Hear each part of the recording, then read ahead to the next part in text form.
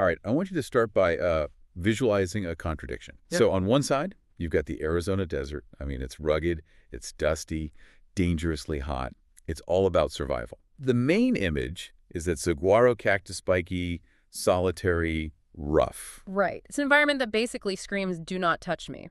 It's the definition of abrasive. Exactly. Now, flip that image completely.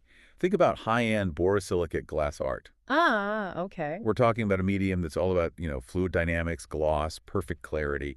It's smooth, refined, and usually fragile. It's the difference between sandpaper and a mirror, really.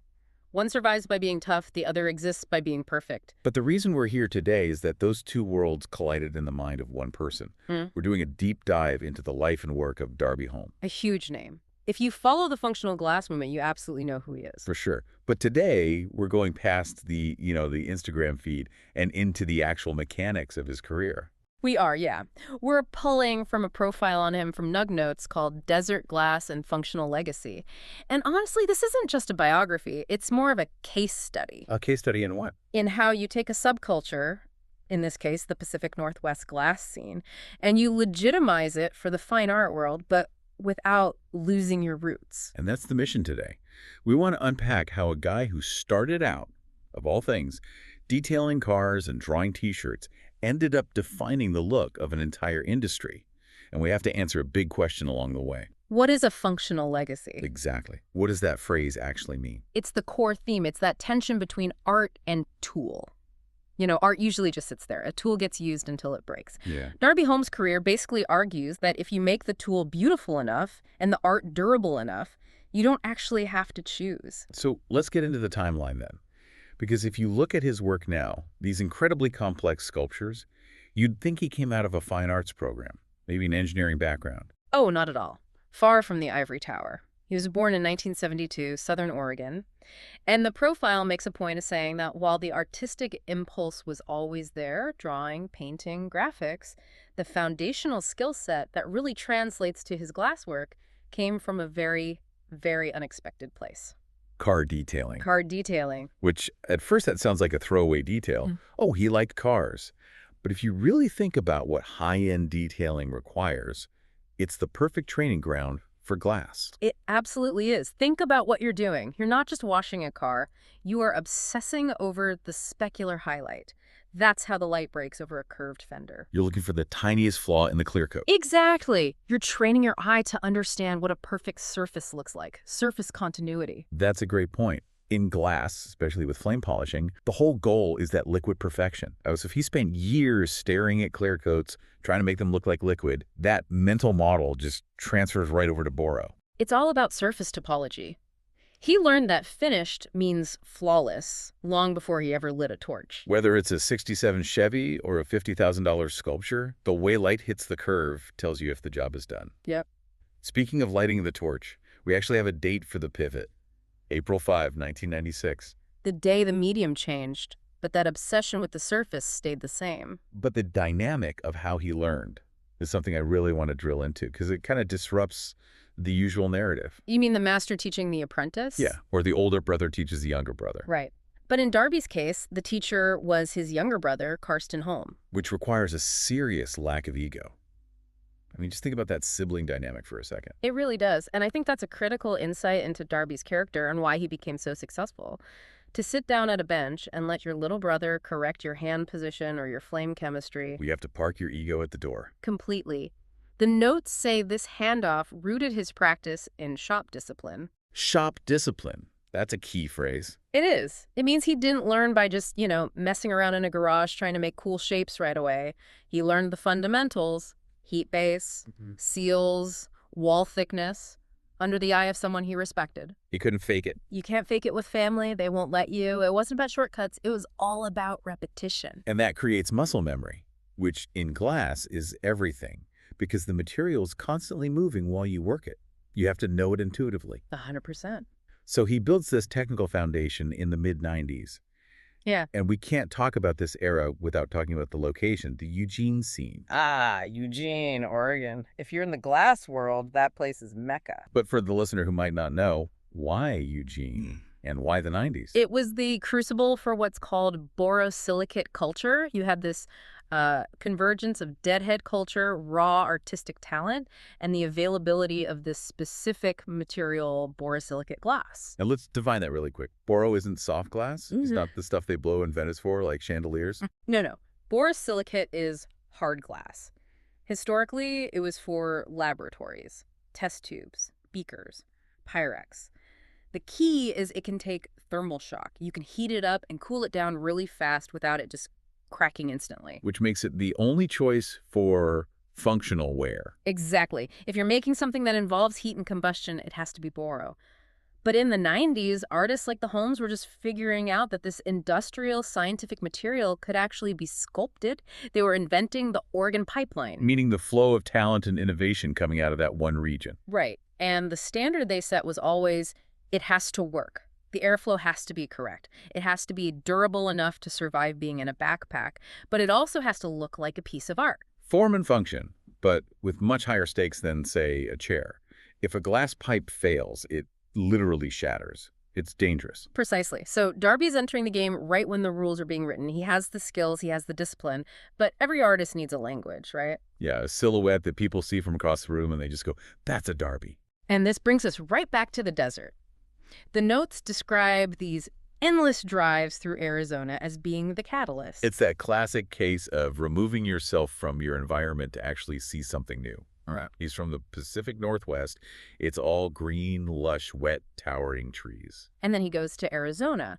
Red, dry, flat, with these bizarre, almost alien plant structures. Like cactus. The saguaro cactus, specifically.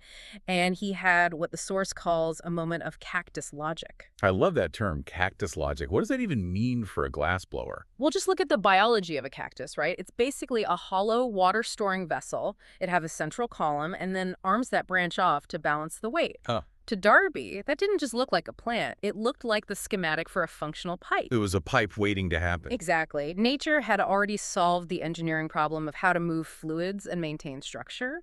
He just had to translate it into glass. But translating it isn't just copying the shape. It's about the texture, the feel of it. And that's the real takeaway here.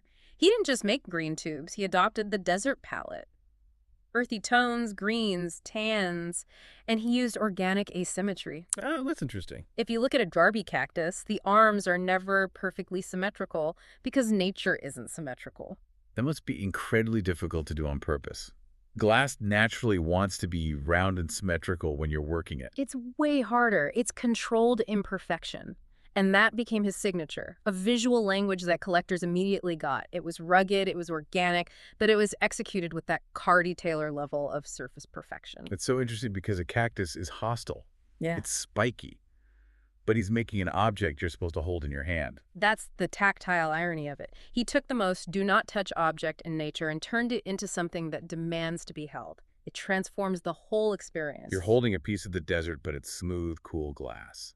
Okay, so we have the organic pillar of his career, the cactus. But the profile is clear that he is not a one-trick pony. There's a second pillar that is almost the polar opposite of the natural world. We go from the prehistoric desert to the retro future. The ray gun. The ray gun. And this is where you can really see the influence of his birth year. Born in 72, grew up in the late 70s and 80s. Yeah, Saturday morning cartoons. Oh, yeah. Buck Rogers, Star Trek, and specifically Marvin the Martian. It is hilarious to me that Marvin the Martian is cited as a primary artistic influence for high-end museum glass. But it makes perfect sense. Think about the aesthetic. It's gadgetry. It's pop sculpture, where the cactus is all about flow and nature. The ray gun is about mechanical precision, antennas, dials, bright, unnatural colors. It's playful. It is, but don't let the whimsy fool you. The technical difficulty of assembling a glass ray gun with all those separate attachments, little bits and bobs, is enormous. Right, because every time you weld a little glass antenna onto a glass body, you're introducing thermal stress. You risk cracking the entire piece. Glass remembers heat.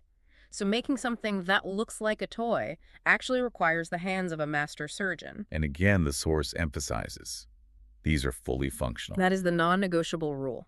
Even if it looks like a sci-fi prop from a movie, the airflow has to work. It has to function perfectly as a pipe. This really speaks to the idea of normalizing bold silhouettes. I mean, before guys like Darby, a pipe just looked like a pipe.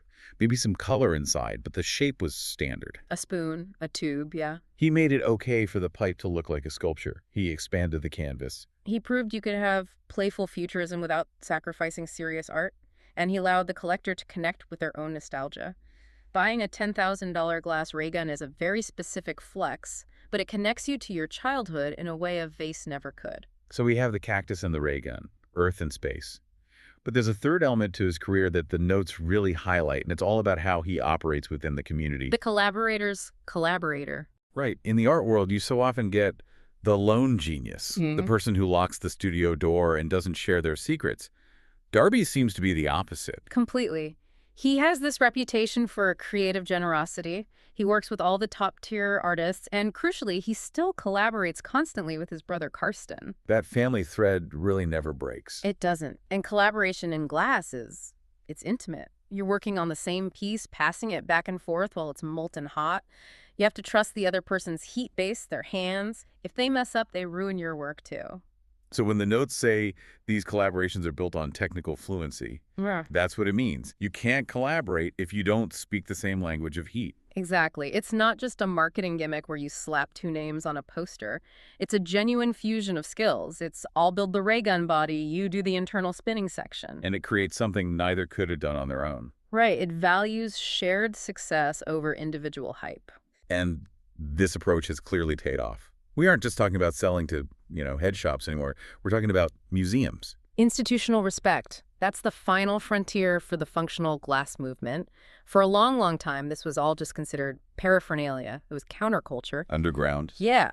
And Darby is one of the key figures, a culture bearer, who helped push it into elite private collections and gallery spaces. He does public demos. He explains the process. He's an ambassador for the whole medium. Which brings us to the concept of legacy. The title of the source is Desert Glass and Functional Legacy. We talked about the cactus being a signature, but the notes mention a legacy in repetition. What does that mean? It means that the cactus isn't just Darby's anymore. He created a blueprint. He developed a visual vocabulary that was so strong, other artists started speaking it. You see the influence of his organic structures, his placement of branches, just echoing throughout the entire glass scene. So when you see a young artist making organic, plant-based functional glass today, they're basically riffing on a tune that Darby wrote back in '96. They are standing on his shoulders. He proved that this specific aesthetic, the desert logic, works. He showed that personality and longevity can coexist. He didn't chase trends. He stayed true to his own weird mix of influences, and eventually the world caught up to him. It's a validation of sticking to your guns. Or your ray guns in this case. So I want to circle back to something we touched on at the very beginning, the functional part of the legacy. The core paradox. Right. We have these objects. They're technically masterpieces. They're historically significant. They're in museums. But they're designed to be used. They're designed to have fire put to them, to have smoke travel through them. It challenges the standard definition of value. Usually, if you use a collectible, you ruin its value. If you drive a vintage Ferrari, you put miles on it. You play with a vintage action figure, you scratch the paint, yeah. But here, the use feels different. I would argue, and I think Darby's work argues, that if you don't use it, you're denying the object its soul. It was engineered with airflow in mind. It was balanced to sit in your hand. If it just sits on a shelf behind glass, it's only doing half its job. That's a fascinating thought. That the use is actually the final stroke of the artist's brush. It completes the cycle. And it creates a relationship. You don't really have a relationship with a painting on a wall. You look at it. But a functional piece, you live with it. It can become part of your daily ritual. That's a much deeper connection. So it redefines what high art can be. It doesn't have to be fragile and distant. It could be rugged, tactile, and part of your Tuesday night. That's functional legacy. It survives because it's used. That's the thought I want to leave you with today. The next time you pick up a tool, a cup, anything you use every single day, ask yourself, does using this degrade it, or does using it make it what it is? Something to mull over. That's it for this deep dive into the world of Darby Holm. Thanks for listening. Stay curious. See you next time.